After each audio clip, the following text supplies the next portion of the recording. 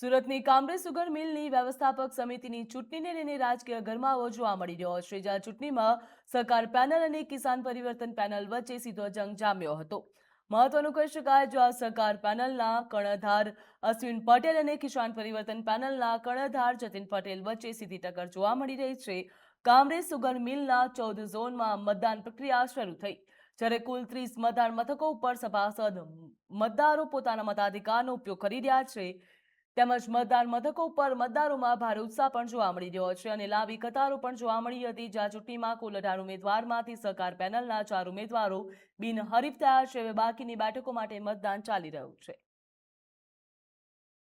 આજ રોજ કામરેજ સુગર ફેક્ટરીની ચૂંટણીમાં જે સભાસદોમાં ઉત્સાહ છે અને છેલ્લા 5 વર્ષમાં મેં આ સુગર ફેક્ટરીના 36,100 સભાસદને મારા પરિવાર ગણીને એક પ્રમુખ તરીકે નહીં પણ એક પટાવાળા તરીકે કામ કરીને આ સંસ્થાને જે ટોચ પર લઈ ગયો છું।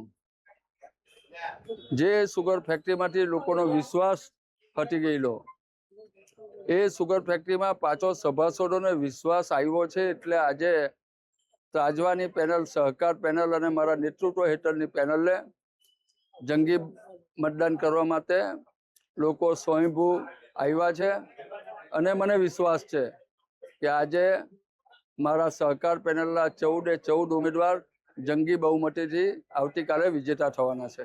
હું કામરેજ સુગર ફેક્ટરીનો 2015 થી 2020 સુધીમાં હું પ્રમુખ તરીકે અને ઉપપ્રમુખ તરીકેની જવાબદારી હતી મારી। તો મને પૂરેપૂરો વિશ્વાસ છે કે સભાસદો એક રાગીડા થઈને આ વખતે પરિવર્તન ઈચ્છી રહ્યા છે।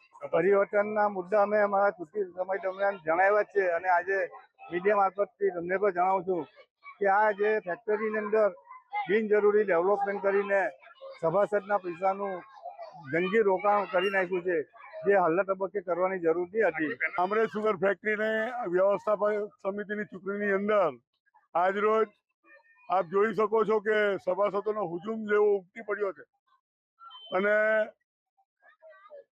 કામરેજ સુગરની વ્યવસ્થાપક સમિતિની આ ચૂંટણીની અંદર અશ્વિનભાઈની પેનલને ખૂબ મોટી જંગી બહુમતીથી વિજય અપાવવાના છે સભાસદો। કેમ કે સુગરને એશિયામાં પહેલા નંબરની બનાવવા માટે અશ્વિનભાઈના નેતૃત્વ હેઠળ અશ્વિનભાઈની પેનલને સભાસદો ખૂબ જંગી બહુમતીથી વિજય બનાવશે।